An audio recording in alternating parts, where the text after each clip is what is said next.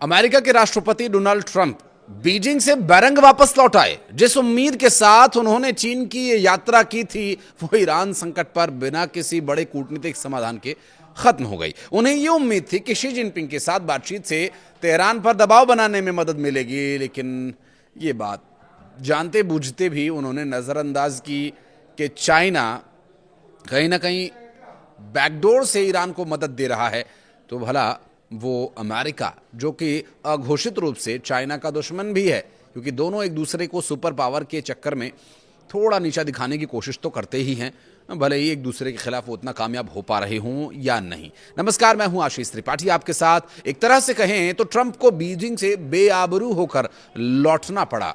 शुक्रवार को जब ट्रंप अमेरिका लौटे तो ऐसा लगा कि उनके पास बताने के लिए कुछ है ही नहीं। ट्रंप प्रशासन के कई अधिकारियों ने यह कहा कि वे ईरान के मामले में आगे का रास्ता तय करने के पहले यह देखना चाहते थे कि ट्रंप और शी जिनपिंग के बीच बातचीत का नतीजा क्या रहता है। लेकिन अब प्रेसिडेंट ट्रंप को यह तय करना है कि क्या ईरान पर और हमले करना ही इसके लिए संघर्ष को खत्म करने का सबसे अच्छा विकल्प है।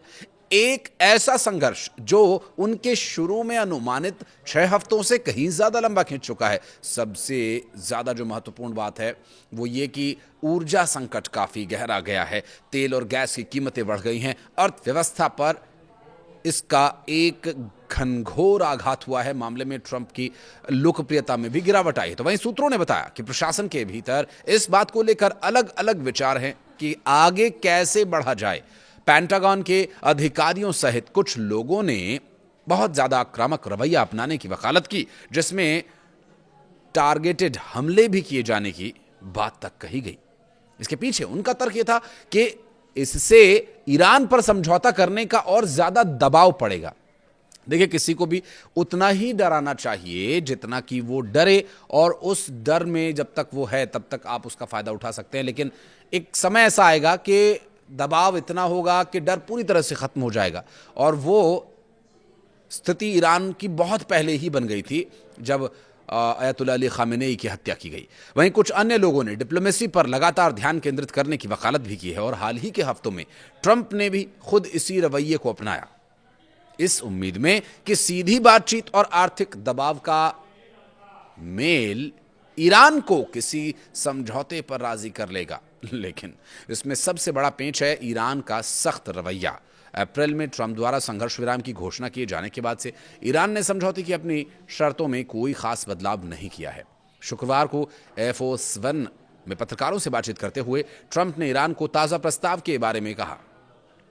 उन्होंने कहा, खैर मैंने उसे देखा और अगर मुझे उसका पहला ही वाक्य पसंद नहीं आया तो मैं उसे फेंक देता हूं। वहीं उपराष्ट्रपति जेडी वेंस ने कहा कि देखिए, मुझे लगता है कि हम प्रगति पर रहें। मूल सवाल ये है कि क्या हम इतनी प्रगति कर पाते हैं कि राष्ट्रपति की रेड लाइन जो सीमा है को पूरा कर सकें।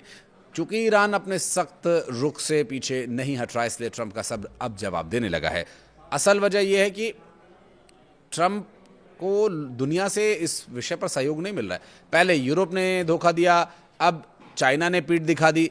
तो सूत्रों के अनुसार विशेष रूप से स्ट्रेट ऑफ हॉर्मुज पर लगातार बंद रहने से ये काफ़ी चिढ़े हुए हैं, और इसकी वजह से तेल, गैस और जो ईंधन की आपूर्ति है वो बाधित हो रही है, और आसमान छू रही कीमतें लोगों के लिए बहुत बड़ी परेशानी का सबब बनी हुई हैं।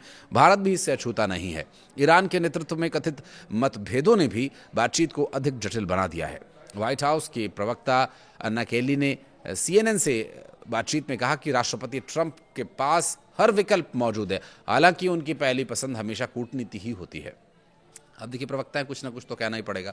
अमेरिका के पास उस शासन पर अधिकतम दबाव बनाने की क्षमता है, उन्होंने कहा, और कहा कि राष्ट्रपति केवल उसी समझौते को स्वीकार करेंगे जो हमारे देश की राष्ट्रीय सुरक्षा की रक्षा करता हो। कुछ लोगों का यह मानना है कि ट्रंप ईरान में अपनी फंसी हुई पोजीशन से बाहर निकलने का कोई रास्ता खोजने की कोशिश कर रहे हैं। जैसे जैसे मध्यावधि चुनावों का समय नजदीक आ रहा है, ट्रंप के करीबी लोगों के बीच इस संघर्ष से बाहर निकलने का कोई रास्ता खोजने की बेचैनी बढ़ती जा रही है। इस युद्ध का राष्ट्रपति की अप्रूवल रेटिंग यानी लोकप्रियता पर भी बहुत बुरा असर पड़ रहा है, क्योंकि मतदाताओं को आर्थिक तंगी का सामना करना पड़ रहा है, और रिपब्लिकन्स इस बात को लेकर चिंतित हैं कि नवंबर में उन्हें इसके बुरे परिणाम भुगतने पड़ सकते हैं। अब ऐसे में सबको ट्रंप के फैसले का इंतजार है। क्या वो ईरान पर फिर से सैन्य कार्रवाई का आदेश देते हैं, या फिर डिप्लोमेटिक चैनल से समाधान ढूंढने की कोशिश होगी।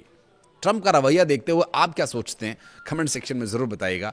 और कुछ और भी कहना चाहें तो कमेंट सेक्शन के दरवाजे आपके लिए खुले हुए हैं। वीडियो को यहाँ तक देखने के लिए बहुत बहुत धन्यवाद।